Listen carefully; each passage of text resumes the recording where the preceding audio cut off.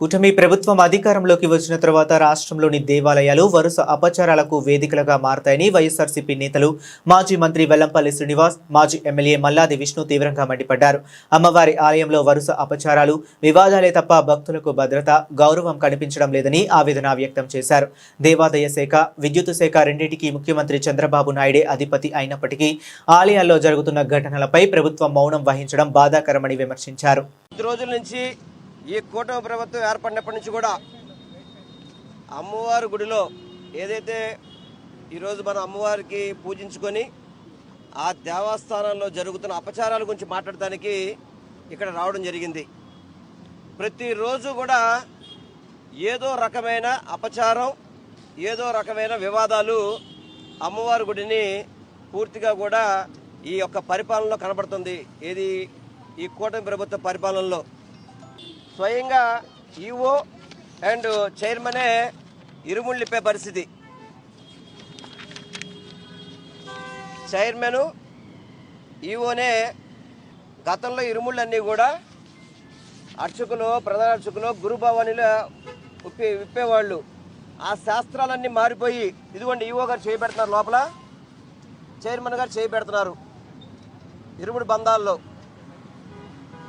వీళ్ళ మీద ఎక్కడ కూడా కనీసం ఎంక్వైరీ చేసిన పరిస్థితి లేదు. మళ్ళీ పైపెచ్చు దీన్ని సమర్థిస్తూ దుర్గగుడి అధికారుల చేత మళ్ళీ దీన్ని క్లారిఫికేషన్ ఇప్పించాడు. ఇందులో ఏమన్నా క్లారిఫికేషన్ క్లియర్గా ఇరుముల్లో చేతులు అనేది 41 రోజులు దీక్షలో ఉండి భవానీలు వచ్చి చాలా గిరి ప్రదర్శన చేసి హోమగుండంలో నెయ్యిని సమర్పించుకొని కొబ్బరి చెప్పే హోమగుండంలో వేసి ఇరుముడి విప్పాల్సిన పరిస్థితి. కానీ ఇది అధికారులను, పాలక మండలి ఈ యొక్క అపచారానికి మద్దతు పలుకుతూ వాళ్లే చేస్తుంటే అసలుకి వైదిక ధర్మం ఏమైపోతుందో మాకు అర్థం కాని పరిస్థితి. అదేవిధంగా డిసెంబర్ 27వ తారీఖు నాడు 3 గంటలు సుమారు అమ్మవారి గుడిని చీకట్లో ఉంచారు. చీకట్లో అంటే కరెంటు తీసేశారు. అడిగితే విద్యుత్ శాఖ ఏమో మా బకాయి ఉన్నాయని చెప్పి విద్యుత్ శాఖ చెప్పడం, అధికారులేమో మేము కట్టాల్సిన పని లేదు, మాకు వాళ్ళకి లావాదేవీలు. రెండు ఒకటే ప్రభుత్వం కాదా? రెండింటికి ముఖ్యమంత్రి చంద్రబాబు నాయుడు గారు కాదా? ఉప ముఖ్యమంత్రి పవన్ కళ్యాణ్ గారే కదా? మరి వీళ్ళకి అమ్మవారి ఆలయాన్ని కరెంటు ఆఫ్ చేయమని చెప్తే చిన్న అధికారి మీద చర్యలు తీసుకొని ఏదో పక్కకు ట్రాన్స్ఫర్ చేసి వదిలేశారు. అదేవిధంగా జనవరి 9వ తారీఖు నాడు ఇవన్నీ కూడా మీడియాలో వచ్చినాయి. అమ్మవారికి అదే శ్రీచక్ర అర్చనలో పాలలో పురుగులు కనబట్టడం, దానికోసం శ్రీచక్ర అర్చనని ఒక అరగంట వాయిదా వేయడం. చర్యలు ఉన్నాయా? ఓన్లీ నోటీసులు పరిమితం అయిపోయారు. అదేవిధంగా ఎవరో షాప్ యజమాని పుట్టినరోజు అంటే కేక్ కటింగ్ కోసం కేక్ పట్టుకొచ్చారట. అదేవిధంగా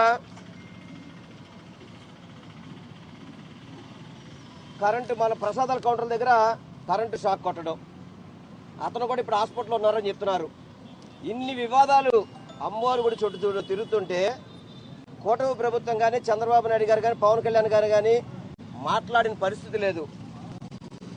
తిరుపతిలో లడ్డీలో కలిసిందో కలవలేదో అసలుకి అందులో ఏమీ లేని దానికోసం అని చెప్పని పవన్ కళ్యాణ్ గారికి వచ్చి అమ్మవారు కూడా మెట్లు కడిగారే.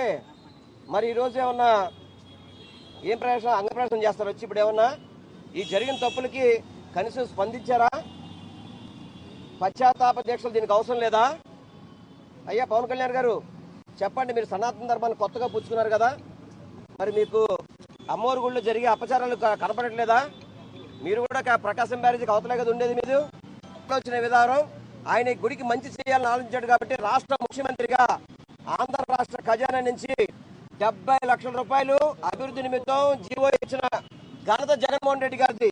ఆస్తులు దోచుకోవడం, దేవాలయాలకి భద్రత తగ్గించడం, దేవాలయాల్లో సరైన సౌకర్యాలు కల్పించబడడం, ఇవన్నీ కూడా పూర్తిగా కూడా ఈ కూటమి ప్రభుత్వం విఫలమైందని తెలియపరుచుకుంటూ ఇప్పటికైనా కానీ దుర్గగుడిలో జరిగిన అపచారాలకి పాలక మండలి సమాధానం చెప్పాలి, అధికారులు సమాధానం చెప్పాలి, చంద్రబాబు నాయుడు, పవన్ కళ్యాణ్ సమాధానం చెప్పాలి.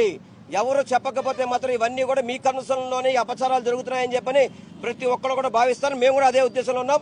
తప్పకుండా ఈ అపచారాలని చర్యలు తీసుకోకపోయినా మీలో మార్పు రాపోయినా కానీ హిందూ సంఘాలను కలుపుకొని పూర్తిగా ఈ యొక్క కూటమి ప్రభుత్వానికి గుర్తొచ్చే విధంగా అన్ని రకాలుగా కూడా మేము అన్ని రకాల కార్యక్రమాలు చేపడతామని మీ ద్వారా మేము తెలియపరుచుకుంటున్నాం.